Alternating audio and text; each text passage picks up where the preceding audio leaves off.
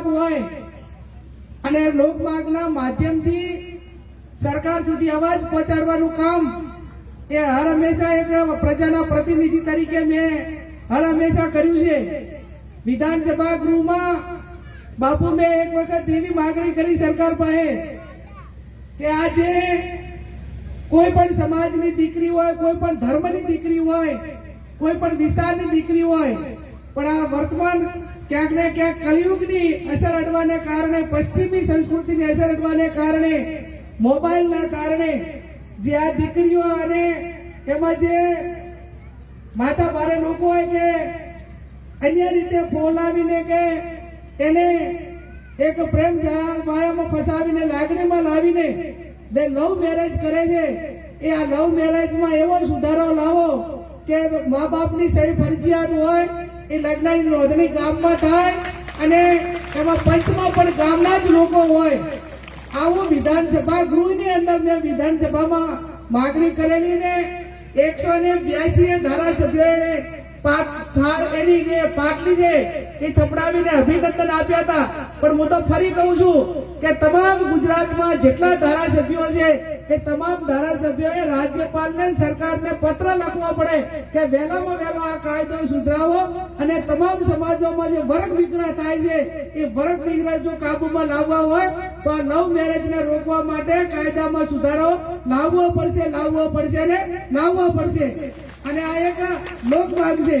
ત્યારે ફરી આપ સૌને મારી વિનંતી હું ગાય માટે કહું છું અને ગાય માટે એટલું જ કહું છું કે ગૌ માતા એ હવારે આપણે ઘરેથી નીકળીએ ત્યારે હવારે જો ગાય મળે તો આપણે એમ માનીએ કે આજે બધા જ કામ થઈ જશે, ગાય મળી છે અને એનું પાલન કરવું એ આપણી સૌની જવાબદારી છે। મોટી સંખ્યામાં મારી બહેનો હાજર છે, એમને બે હાથ જોડીને વિનંતી કરું છું કે આપણી જવાબદારી છે। પહેલા તો ઝુરાની અંદર ગાય આપતા અને ગાય આપતા એટલા માટે કરીને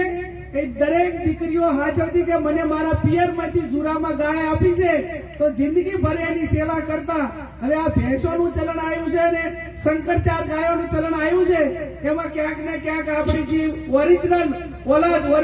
જે ગાયો છે એ ક્યાંક ને ક્યાંક ઓછી થઈ રહી છે। ત્યારે આપ સૌ પશુપાલકો છો, પશુના ધંધા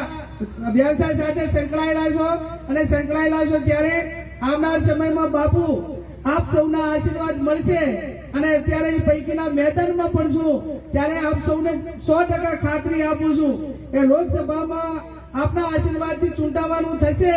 તો સૌ પ્રથમ મારી માગણી એ ભારત સરકાર પાસે એ રહેશે કે સમગ્ર દેશમાં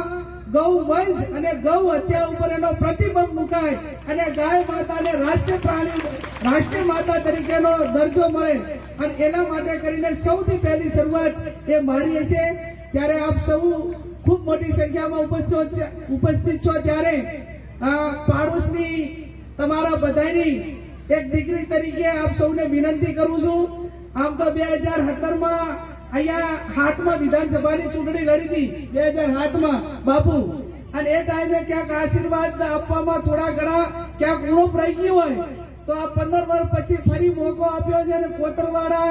ચીબડા, ચાળવા બધા પાડોશી છું એટલે એક પાડોશી ધર્મ તરીકે આપ સૌ પાડોશીનો ધર્મ નિભાવી અને મદદ કરજો એવી પણ આપ સૌને મારી બે હાથ જોડીને વિનંતી છે। અને આ ગૌશાળા માટે જે આપ સૌએ જે દાન આપ્યું, વ્યક્તિગત રીતે આવડી મોટી કથાનું આયોજન કરી ખર્ચો ઉઠાવી અને આ ગૌ માતાના રક્ષણ માટે ત્રિવેદી પરિવારે જે કર્યું છે એમને હું લાખ અભિનંદન આપું છું। હર હંમેશા એક કહેવત છે કે બ્રાહ્મણ હોય, ગાય હોય, દીકરી હોય, એમના માટે કરીને જેટલી મદદ કરો એટલી ઓછી છે અને તમામ સાથે મળીને આ ગૌશાળા માટે મદદ કરજો એ જ અપેક્ષા સાથે આપ સૌનો ખૂબ હૃદયપૂર્વક આભાર માનું છું।